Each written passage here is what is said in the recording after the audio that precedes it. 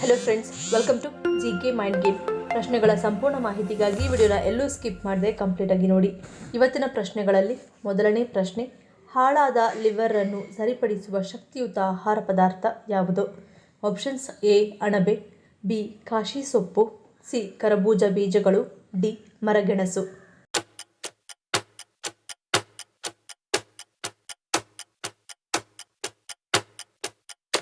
ಸರಿಯಾದ ಉತ್ತರ option C ಕರಬೂಜ ಬೀಜಗಳು. ಕರಬೂಜ ಬೀಜಗಳನ್ನು ಸೇವಿಸುವುದರಿಂದ ಆರೋಗ್ಯ ಸುಧಾರಿಸುತ್ತದೆ, ಅನೇಕ ಸಮಸ್ಯೆಗಳನ್ನು ನಿವಾರಿಸಲು ಸಹಾಯ ಮಾಡುತ್ತದೆ. ಕರಬೂಜದ ಬೀಜಗಳನ್ನು ತಿನ್ನುವುದರಿಂದ ನೀವು ಅನೇಕ ಅದ್ಭುತ ಪ್ರಯೋಜನಗಳನ್ನು ಪಡೆಯುತ್ತೀರಿ. ವಿಟಮಿನ್ ಸಿ ಕರಬೂಜ ಬೀಜಗಳಲ್ಲಿ ಕಂಡುಬರುತ್ತದೆ. ಇದರ ಸೇವನೆಯು ದೇಹದಲ್ಲಿ ಬಿಳಿ ರಕ್ತ ಕಣಗಳ ಸಂಖ್ಯೆಯನ್ನು ಹೆಚ್ಚಿಸುತ್ತದೆ. ಬಿಳಿ ರಕ್ತ ಕಣಗಳ ಹೆಚ್ಚಳವು ದೇಹದ ಪ್ರತಿರಕ್ಷಣಾ ವ್ಯವಸ್ಥೆಯನ್ನು ಬಲಪಡಿಸುತ್ತದೆ. ಕೆಮ್ಮು, ಶೀತ ಮತ್ತು ಜ್ವರದಂತಹ ಸಮಸ್ಯೆಗಳಿಂದ ವ್ಯಕ್ತಿಯನ್ನು ರಕ್ಷಿಸುತ್ತದೆ. ಕರಬೂಜ ಬೀಜಗಳಲ್ಲಿ ಪೊಟ್ಯಾಷಿಯಂ, ಮೆಗ್ನೀಷಿಯಂ ಮತ್ತು ರಂಜಕದಂತಹ ಅಂಶಗಳು ಇರುತ್ತವೆ. ಈ ಅಂಶಗಳು ರಕ್ತದೊತ್ತಡವನ್ನು ನಿಯಂತ್ರಿಸಲು ಸಹಾಯ ಮಾಡುವುದರ ಜೊತೆಗೆ ಕರಬೂಜ ಬೀಜಗಳನ್ನು ಸೇವಿಸುವುದರಿಂದ ಹಾಳಾಗಿರುವ ನಮ್ಮ ಲಿವರ್ ಅನ್ನು ಸರಿಪಡಿಸಿಕೊಳ್ಳಬಹುದು ಮತ್ತು ಪಾರ್ಶ್ವವಾಯುವಿನ ಅಪಾಯವನ್ನು ಇದು ಕಡಿಮೆ ಮಾಡುತ್ತದೆ. ಎರಡನೇ ಪ್ರಶ್ನೆ, ಬಿಪಿ ಪರೀಕ್ಷೆಯನ್ನು 2 ತೋಳಿಗಳಲ್ಲಿ ಮಾಡಿಸಬೇಕು ಎನ್ನಲು ಕಾರಣವೇನು? ಆಪ್ಷನ್ಸ್: ಎ ಆರೋಗ್ಯ ಎಚ್ಚರಿಕೆ, ಬಿ ಬಿಪಿ ವ್ಯತ್ಯಾಸ, ಸಿ ಮುನ್ನೆಚ್ಚರಿಕೆ, ಡಿ ಮೇಲಿನ ಎಲ್ಲವೂ.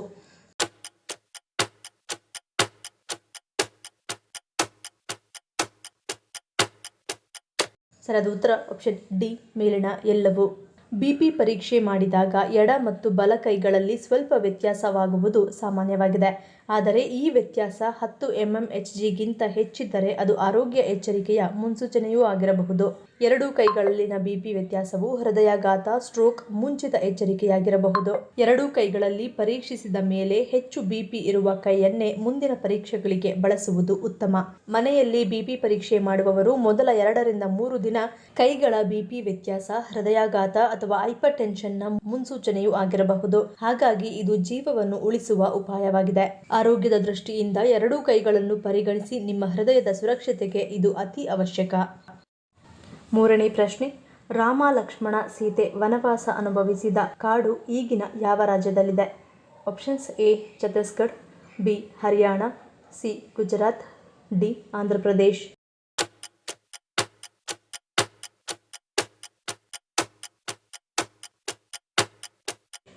ಸರಿಯಾದ ಉತ್ತರ ಆಪ್ಷನ್ ಎ ಛತ್ತೀಸ್ಗಢ. ರಾಮ, ಲಕ್ಷ್ಮಣ ಮತ್ತು ಸೀತೆ ವನವಾಸ ಅನುಭವಿಸಿದ ಕಾಡಿನ ಹೆಸರು ದಂಡಕಾರಣ್ಯ.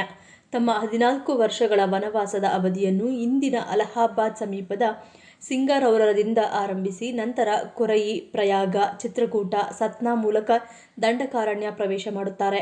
ದಂಡಕಾರಣ್ಯ ಇಂದಿನ ಛತ್ತೀಸ್ಗಢ ರಾಜ್ಯದ ಬಸ್ತಾರ್ ಜಿಲ್ಲಾ ಸಮೀಪವಿದೆ. ಇದೇ ಅರಣ್ಯದಲ್ಲಿ ಸುಮಾರು 10 ವರ್ಷಗಳಷ್ಟು ವನವಾಸ ಮಾಡಿರಬಹುದು ಎನ್ನುವ ನಂಬಿಕೆಯೂ ಇದೆ. ಈ ಅರಣ್ಯ ಪ್ರದೇಶದ ಆಸುಪಾಸಿನ ಅನೇಕ ಸ್ಥಳಗಳು ರಾಮಾಯಣದ ಇನ್ನಷ್ಟು ಕಥೆಗಳನ್ನು ಹೇಳುತ್ತವೆ. ಈ ಅರಣ್ಯವಾಸದಿಂದ ಮುಂದುವರಿದ ಅವರ ಯಾನ ಮುಂದಿನ ಕಾಲಮಾನದಲ್ಲಿ ಪಂಚವಟಿ, ಸರ್ವತೀರ್ಥ, ಋಷ್ಯಮುಖ ಪರ್ವತ, ರಾಮೇಶ್ವರ, ಧನುಷ್ಕೋಡಿ, ಅಂತಿಮವಾಗಿ ಶ್ರೀಲಂಕಾವರೆಗೂ ಸಾಗುತ್ತದೆ. ನಾಲ್ಕನೇ ಪ್ರಶ್ನೆ, ಯೋಗದ ಮೂಲವು ಭಾರತದಲ್ಲಿ ಯಾವ ಸಮಯದಲ್ಲಿ ಹುಟ್ಟಿಕೊಂಡಿತ್ತು?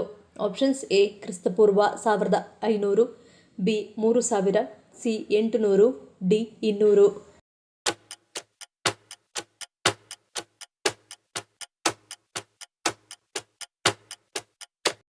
ಸರಿಯಾದ ಉತ್ತರ ಆಪ್ಷನ್ ಎ ಮತ್ತು ಬಿ.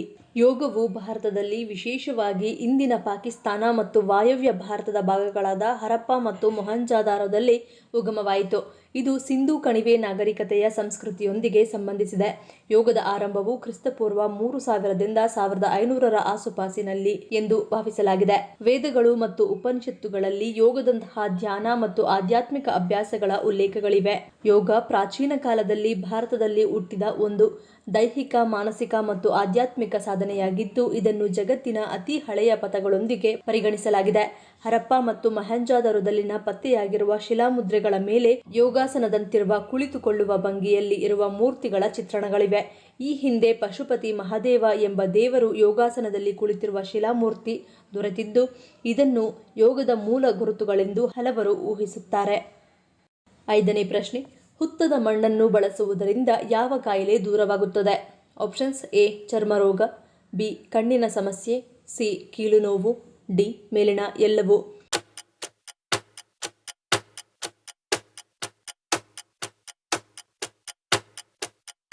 ಸರಿಯಾದ ಉತ್ತರ ಆಪ್ಷನ್ ಡಿ ಮೇಲಿನ ಎಲ್ಲವೂ.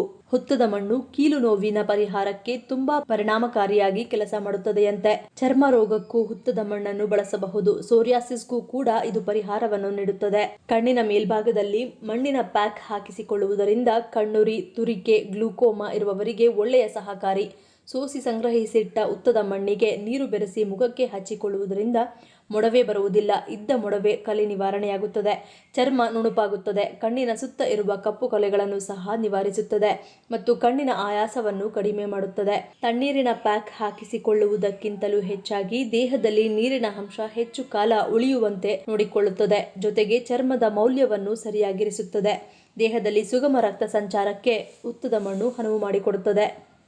6ನೇ ಪ್ರಶ್ನೆ, ಬಾಹ್ಯಾಕಾಶದಿಂದಲೂ ಯುದ್ಧ ಮಾಡುವ ಶಕ್ತಿ ಹೊಂದಿರುವ ದೇಶ ಯಾವುದು?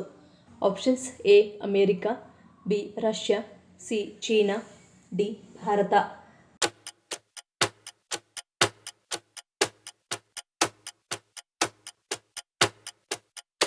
ಸರಿಯಾದ ಉತ್ತರ ಈ ಮೇಲಿನ ಎಲ್ಲವೂ. ಬಾಹ್ಯಾಕಾಶದಲ್ಲಿ ಯುದ್ಧಕ್ಕೆ ಸಿದ್ಧವಾಗಿರುವ ಕೆಲವು ದೇಶಗಳಿವೆ. ಆ ದೇಶಗಳು ಅಲ್ಲಿ ಮಿಲಿಟರಿ ಉಪಗ್ರಹಗಳನ್ನು ನಿಯೋಜಿಸುವುದಲ್ಲದೆ ಶತ್ರು ಉಪಗ್ರಹಗಳನ್ನು ನಾಶ ಮಾಡುವ ಸಾಮರ್ಥ್ಯವನ್ನು ಸಹ ಪಡೆದುಕೊಂಡಿದೆ. ಆದ್ದರಿಂದ ಬಾಹ್ಯಾಕಾಶದಲ್ಲಿ ಯುದ್ಧ ಮಾಡುವ ಶಕ್ತಿಯನ್ನು ಹೊಂದಿರುವ ಮತ್ತು ತಮ್ಮ ಉಪಗ್ರಹಗಳ ಸಾಮರ್ಥ್ಯದಲ್ಲಿ ಇತರ ದೇಶಗಳ ಉಪಗ್ರಹಗಳನ್ನು ನಾಶ ಮಾಡುವ ಮೂಲಕ ಎಷ್ಟು ಅಪಾಯಕಾರಿ ಎಂದು ಜಗತ್ತಿಗೆ ತೋರಿಸಿದ ಈ 4 ದೇಶಗಳ ಪಟ್ಟಿ ಇಲ್ಲಿದೆ. ಈ ಪಟ್ಟಿಯಲ್ಲಿ ಮೊದಲ ಸ್ಥಾನವು ಅಮೆರಿಕ ಹೊಂದಿದೆ. ಇನ್ನು ಅಮೆರಿಕಾದ ನಂತರದ ಸ್ಥಾನಗಳಲ್ಲಿ ರಷ್ಯಾ, ಚೀನಾ ಮತ್ತು ಭಾರತವು ಸೇರಿಕೊಂಡಿವೆ. 7ನೇ ಪ್ರಶ್ನೆ, ಮನೆಯ ಮುಂದೆ ಗುಲಾಬಿ ಗಿಡಗಳನ್ನು ನೆಡುವುದರಿಂದಾಗುವ ಪರಿಣಾಮವೇನು? ಆಪ್ಷನ್ಸ್ ಎ ಸಮೃದ್ಧಿ, ಬಿ ಸಂತೋಷ, ಸಿ ಕೆಡಕು, ಡಿ ಆಪತ್ತು.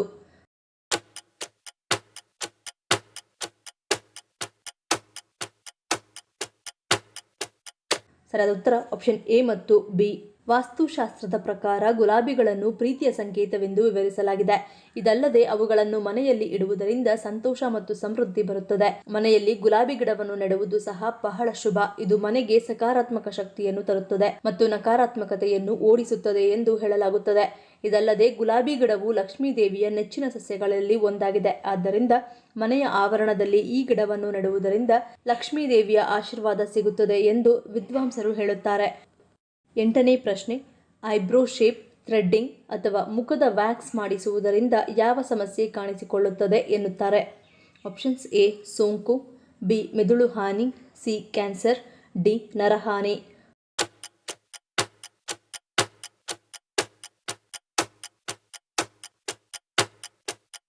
ಸರಿಯಾದ ಉತ್ತರ ಆಪ್ಷನ್ ಎ ಸೋಂಕು. ಥ್ರೆಡ್ಡಿಂಗ್ನಂತಹ ಸೌಂದರ್ಯ ಚಿಕಿತ್ಸೆಗಳು ಹೆಪಟೈಟಿಸ್ ಬಿ ಸೋಂಕಿನ ಅಪಾಯವನ್ನು ಹೆಚ್ಚಿಸಬಹುದು. ಹಾಗಂತ ಎಲ್ಲ ಥ್ರೆಡ್ಡಿಂಗ್ನಿಂದ ಹೆಪಟೈಟಿಸ್ ಬರುತ್ತದೆ ಎಂದಲ್ಲ. ವಿಶೇಷವಾಗಿ ಥ್ರೆಡ್ಡಿಂಗ್ ವೇಳೆ ನೈರ್ಮಲ್ಯ ಅಭ್ಯಾಸಗಳನ್ನು ಸರಿಯಾಗಿ ಅನುಸರಿಸದಿದ್ದರೆ ಹೆಪಟೈಟಿಸ್ ಸೋಂಕಿಗೆ ಒಳಗಾಗುವ ಸಾಧ್ಯತೆ ಇದೆ ಎನ್ನಲಾಗುತ್ತದೆ. ಇತರ ಹೆಚ್ಚು ಆಕ್ರಮಣಕಾರಿ ಕಾರ್ಯವಿಧಾನಗಳಿಗೆ ಹೋಲಿಸಿದರೆ ಅಪಾಯ ಕಡಿಮೆ ಇದ್ದರೂ ಸಲೂನ್ಗಳಲ್ಲಿ ದಾರಗಳು ಅಥವಾ ಕೈಗಳಂತಹ ಥ್ರೆಡ್ಡಿಂಗ್ ಉಪಕರಣಗಳು ಮುರಿದ ಚರ್ಮ, ತೆರೆದ ಗಾಯಗಳು ಅಥವಾ ರಕ್ತಸ್ರಾವದ ಮೊಡವೆಗಳೊಂದಿಗೆ ಸಂಪರ್ಕಕ್ಕೆ ಬರುತ್ತವೆ. ಥ್ರೆಡ್ಡಿಂಗ್ಗೆ ಬಳಸುವ ದಾರವು ಸೋಂಕಿತ ವ್ಯಕ್ತಿಯ ರಕ್ತ ಅಥವಾ ದೈಹಿಕ ದ್ರವಗಳೊಂದಿಗೆ ಸಂಪರ್ಕಕ್ಕೆ ಬಂದು ಅದನ್ನು ಸರಿಯಾದ ನೈರ್ಮಲ್ಯ ವಹಿಸದೆ ಇನ್ನೊಬ್ಬ ವ್ಯಕ್ತಿಯ ಮೇಲೆ ಮರುಬಳಕೆ ಮಾಡಿದರೆ ವೈರಸ್ ಹರಡುವ ಸಾಧ್ಯತೆ ಹೆಚ್ಚು ಎನ್ನುತ್ತಾರೆ ವೈದ್ಯರು. 9ನೇ ಪ್ರಶ್ನೆ, ಅತಿ ಚಿಕ್ಕ ವಯಸ್ಸಿನಲ್ಲಿಯೇ ತಾಯಿಯಾಗಲು ಕಾರಣವೇನು? ಆಪ್ಷನ್ಸ್ ಎ ಶಿಕ್ಷಣದ ಕೊರತೆ, ಬಿ ಬಡತನ, ಸಿ ಸಾಂಪ್ರದಾಯಿಕ ಚಿಂತನೆ, ಡಿ ಮೇಲಿನ ಎಲ್ಲವೂ.